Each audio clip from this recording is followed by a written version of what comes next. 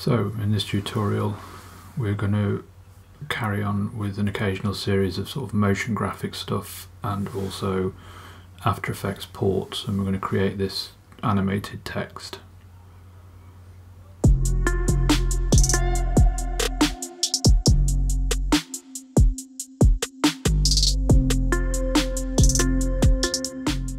Okay, so once again we're going to go into Fusion. We're going to bring a Fusion composition onto our timeline. To do that, at the top of your screen you've got Effects Library, make sure that's turned on, come down to Effects, and then you've got Fusion Composition at the top. Drag this in. Now for the example I'm using, there's going to be 3 words and I am going to want to have 5 seconds for each word's animations. So we're going to make this clip 15 seconds long.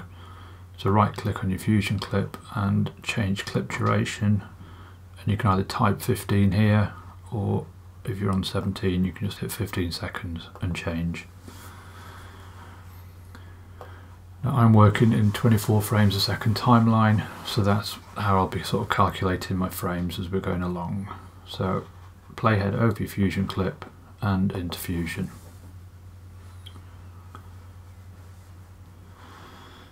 Okay, so the first thing we're going to set up is our base text. So bring in a text plus node and put in whatever your first word is going to be. And change your font to whatever you want it to be, etc. And then you can view that. And we can increase the size a little. Now the next thing you need to do is go into the shading tab, and you're going to come to select elements here, and you're going to drop down and select number 2 and then click enable. What that's done is it's put an outline around your text. We don't want the outline to be red, so we're going to change that to white. The reason for that being is that the outline text that we have coming up is also an outlined characters, and if you don't have the outline on your main text, then the outline from the animated parts show when it's moving and doesn't look very nice. So this way just hides it. Okay, so the next thing we're going to do is make an instance of this text. What an instance does is it basically mirrors whatever's in this node except for certain features that you tell it not to, and I'll show you how to do that as we go along. So select your text node, Command C to copy, click away, Shift Command and V, and you've now got your instance of your text node, which looks exactly the same. So we're going to change that now. So with your instance selected, you're going to come back into shading, and now we're going to de-instance some of the parameters so that we can change them in this and it won't affect this.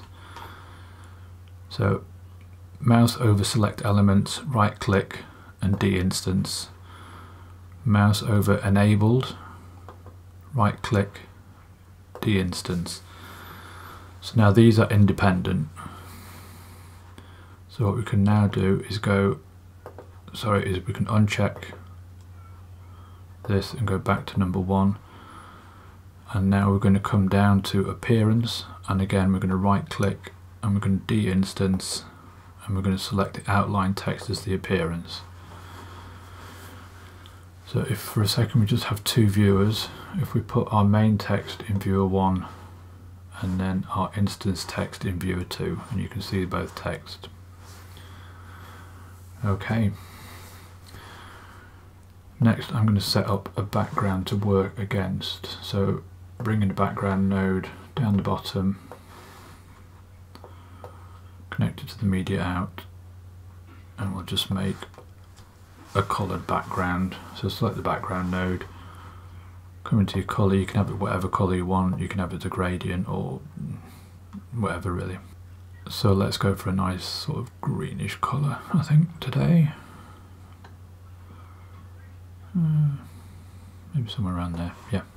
So the first thing we're going to do is we're going to bring our main text node, we're going to click the output and drag our output and just drop it onto the output from the background node, and this will create this merge node. And I'm going to move this all the way over to the end, so basically that is going to be on top of everything else. Okay. The next thing we need to work on is the animations of the outline text coming up and down. Actually, no, it's not. I'm telling a lie.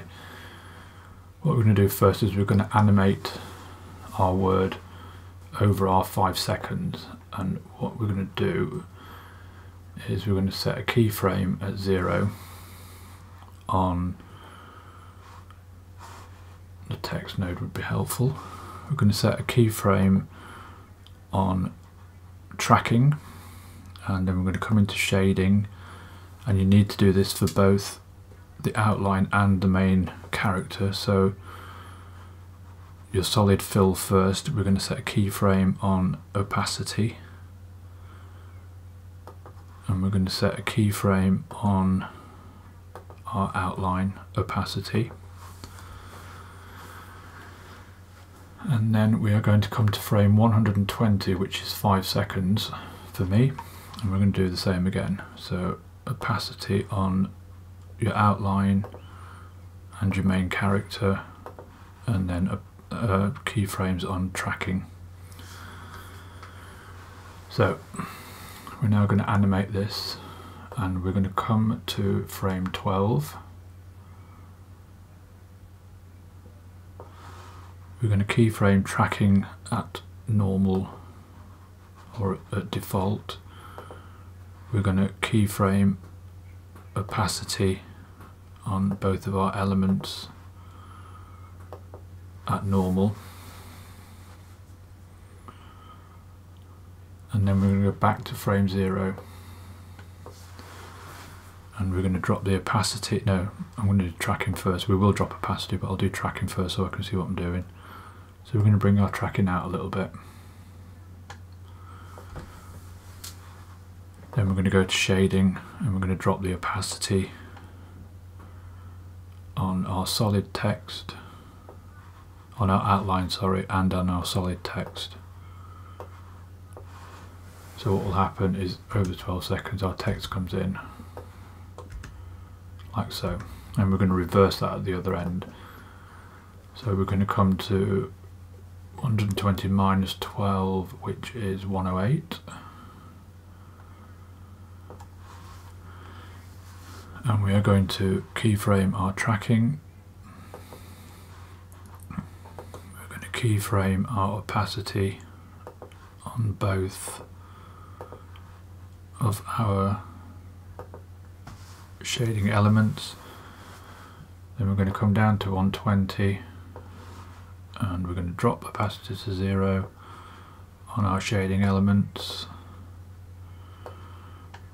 and we're going to go in and we're going to put tracking to where it was, which was 1.26, I think. Yep. So now you've got the animation in and out of your main wording.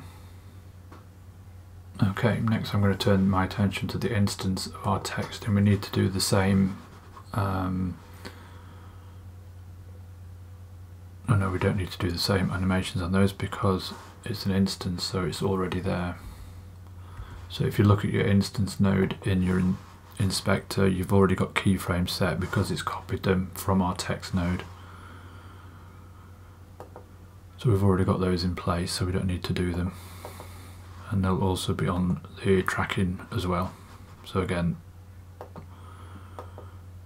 it's tracked to the same size as our main text, as our solid text is. Cool. Okay, next we will have a look at the outline text and animating it so that you get the outlines coming up and down from our main text. We're going to do that using duplicate nodes, but in order to do that we need to set up a couple of merges with masks so that we're only duplicating part of the word. We're going to need two sets of these, so if we bring in a background node, a merge node, and we're going to pipe an output from our instance text into the green input of the merge node.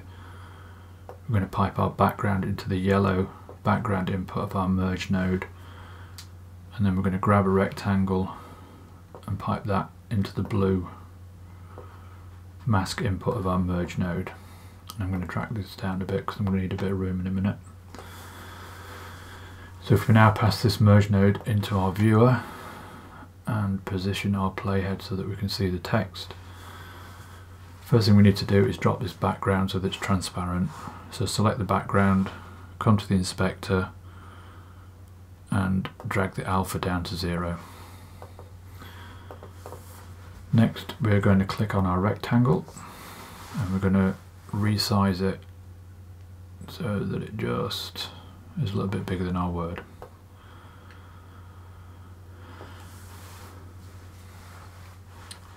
Just for the sake of my elderly head, this is effectively at the bottom because there's going to be another incidence of it up here in a minute. So we're going to use this to control the bottom half of our text.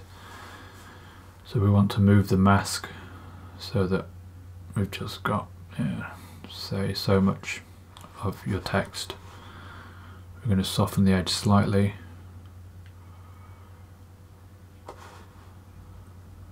And this is all to preferences, there's no magic numbers here. So you've got a bit of text showing.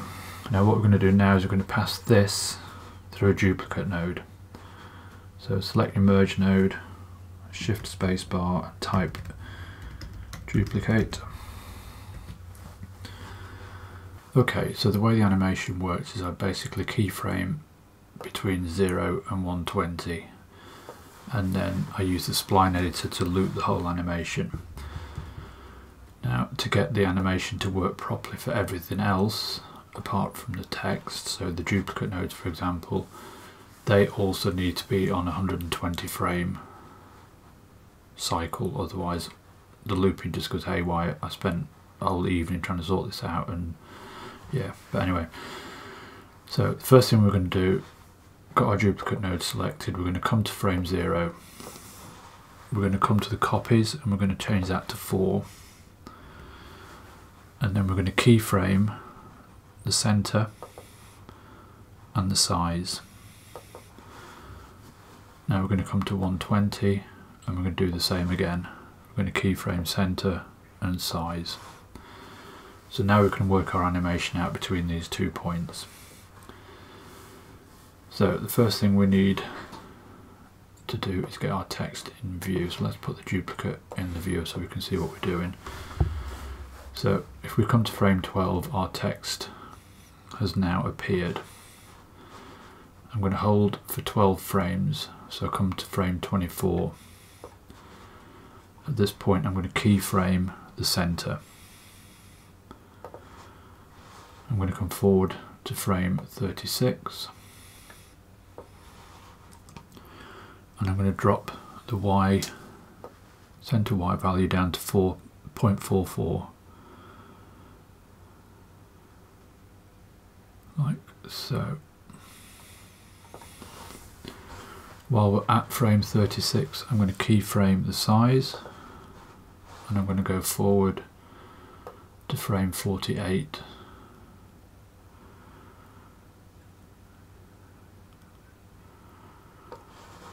And I'm going to bring the size up to 1.08. These are all sort of arbitrary figures. You can choose whatever you want that suits your particular need. So now we've got our text coming in and we've got our first lot of outlines appearing. What we need to do now is reverse all that. So we are going to come 2 seconds from the end. So 120 is 5 seconds, so we need to be at 3 seconds, which is frame 72.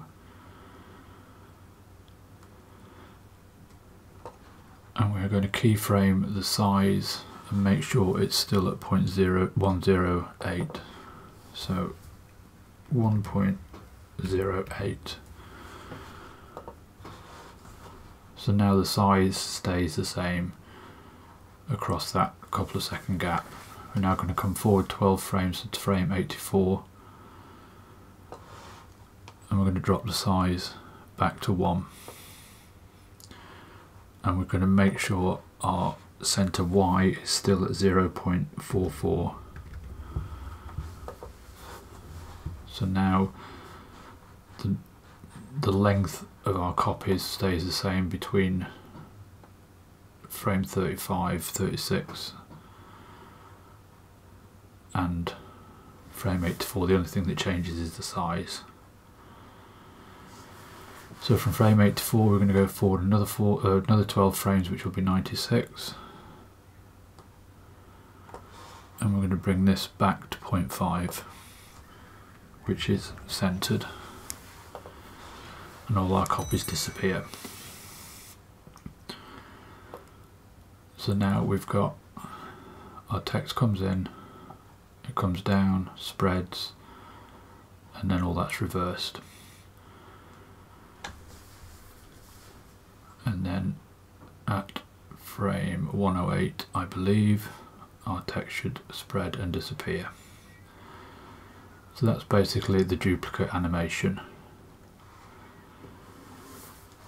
What we need to do now is have the same animation but for the text at the top, and to do that I'm going to duplicate or copy these 4 nodes. So select the nodes, Command C, click away, Command V, and we have another set of duplicate systems.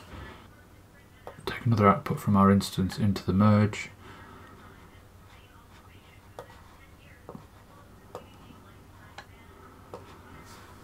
now if we click on our duplicate node, we've got all the keyframes that we had, but obviously what we need to change is at the minute this is affecting the bottom half of the text, and we need to make it affect the top half. So to do that we need to change the center X values. So if we come to where center X is at its full, so frame 36, and change 0.44 to 0.56, and that will take our text, if we're looking at the right node, the other way. So we need to find its opposite number here, so frame 84, and do the same, 0.44 to 0.56. And obviously the other thing we need to do is change the mask, because at the minute the mask is looking at the bottom half of the text and we want it to look at the top half. So if we come back to frame 24 so we can see where we're at, click your rectangle and just move it up.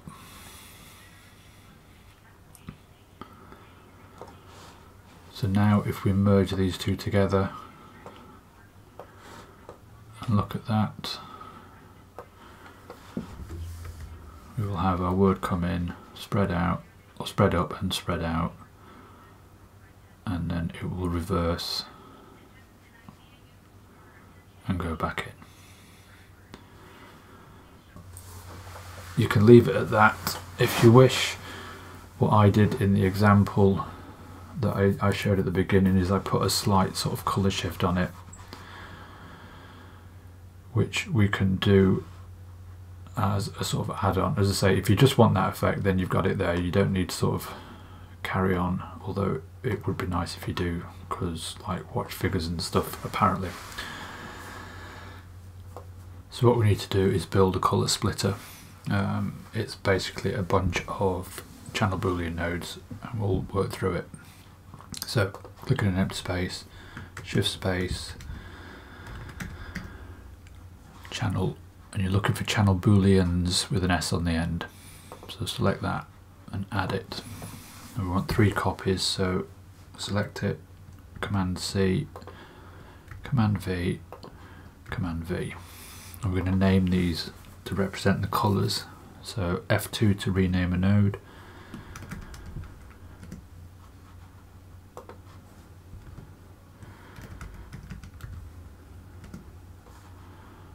And so red, green, blue. Now we're going to set these up so that they filter out the respective colours. So selecting your red node, you leave red at foreground, you're going to change blue and green to black.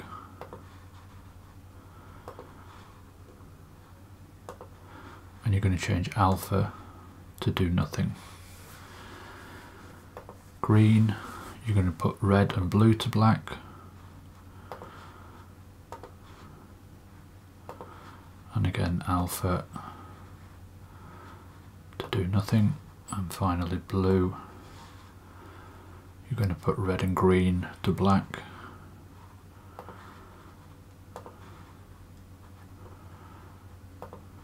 And alpha to do nothing. Okay, so once you've got your three colours, we're going to need a system to add them back together again. So to do that, we're going to copy and paste the green and the blue. So start with the green, Command C, click away, Command V to paste. Blue, Command C, click away, Command V to paste. Now what we need to do is change the operation on these two nodes, the copy of green and blue, to add.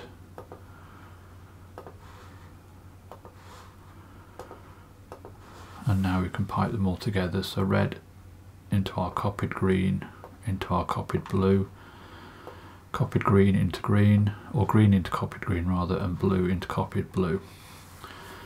And that is your basic colour splitter. So we bring it down, we're going to pipe our currently white text into each, so into the yellow node of each of our colours, and then we can view them. And then if we come along the top, they start adding the colours back together until you end up with white. However, what that means is that if we now select each of the colours, red, green and blue, with it selected, come up to the toolbar and click on transform. So you're putting a transform after each. And if we continue to view this final node here is white, if we now go into the transforms and mess with the centres, we can start to get our colour shifting effect. And you can play with these as you see fit to get the effect you want. You can just change one of them, or you can change all of them. It's entirely up to you what you do with it. But you're basically looking for a sort of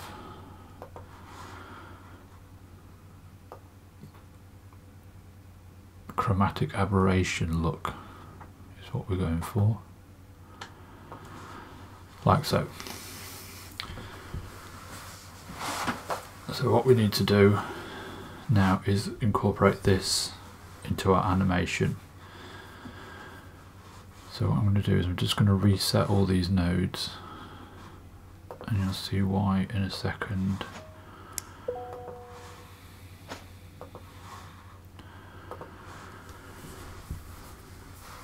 So if you remember, when we were keyframing the text, we had a cushion between frame 12 and frame 24, and we're going to use that cushion to add our colour shift. So go to frame 12, and in each of your transforms, keyframe centre.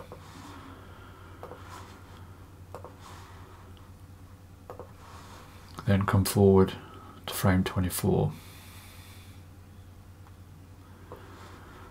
and do with each of your transforms as you will. As you make a change, it will automatically add a keyframe, and you can change these any way you want. to whatever effect you want.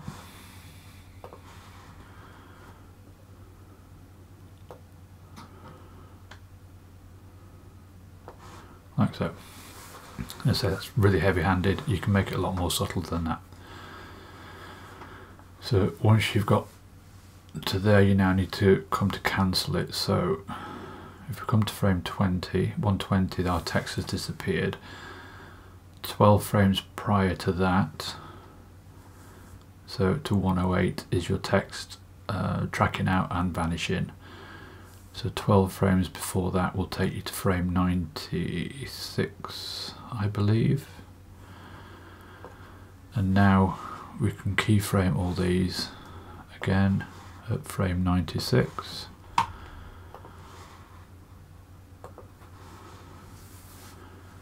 Come forward to frame 108 and set them all back to 0.5.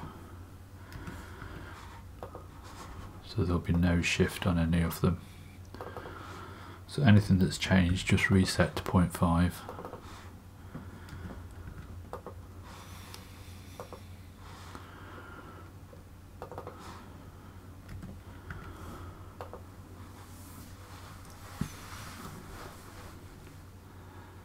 And we now have our final kind of effect.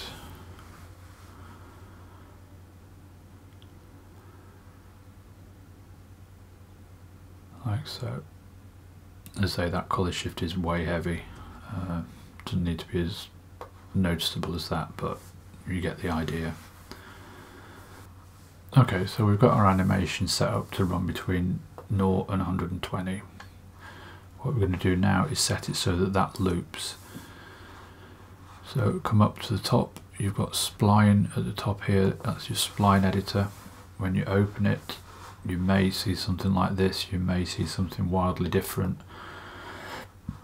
But basically what you want to do is look at the side and make sure you've got all your nodes that we need to work with. If you come to the top right of your Spline window, you've got these 3 dots. If you click on it, the top line says show only selected tool. What you need to do is make sure that that is not checked, so that it shows all your nodes that have got animations on them. Some of them may be turned off like this. If they are, just check and make sure they're all turned on.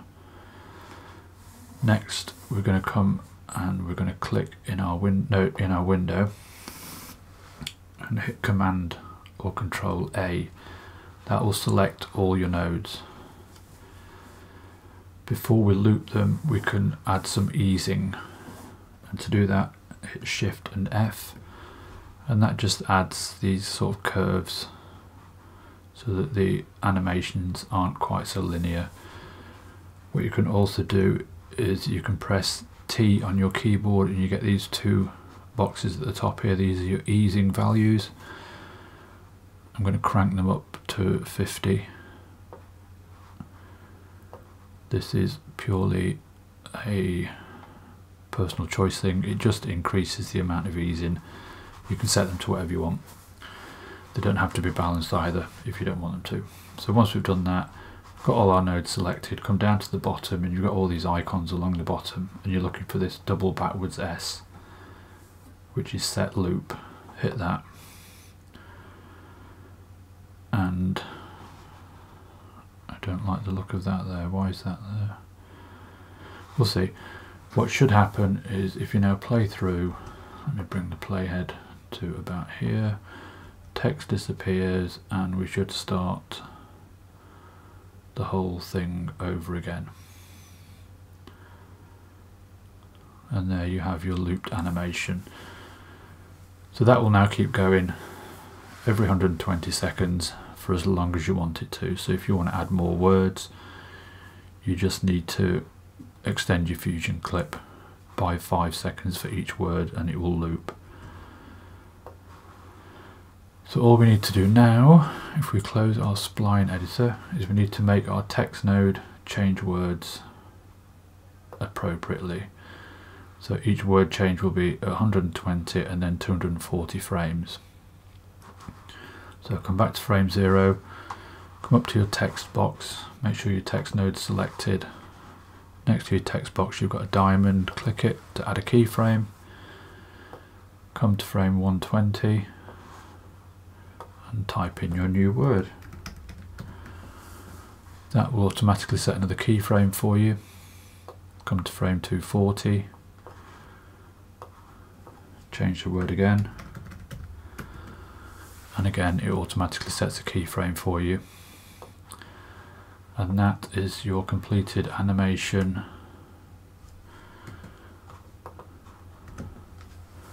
with word changes, which will chug through, but we'll get there eventually. I'll speed this bit up.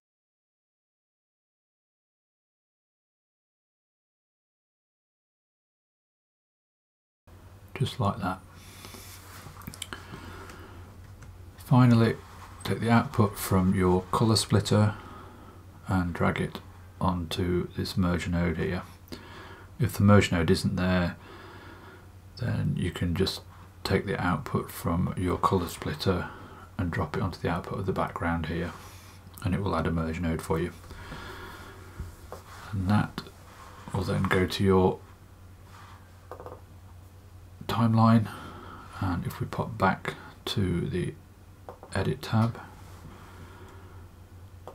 we'll just give this a second to cache.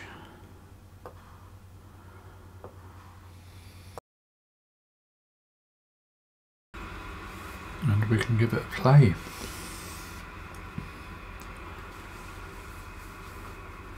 So that's the full effect. As I overdid the colour shift. Don't do it as heavy as that, it looks awful. So yeah, another kinetic typography tutorial done. I hope you liked it, I hope you found it useful. You don't need to make this particular thing, but you've got lots of different processes that you can use and incorporate into other sort of projects. Anyway, you know the drill. Subscribe if you're not already, hit the like button, hit the notification bell, blah de blah de blah, and I will see you on the next one. Cheers!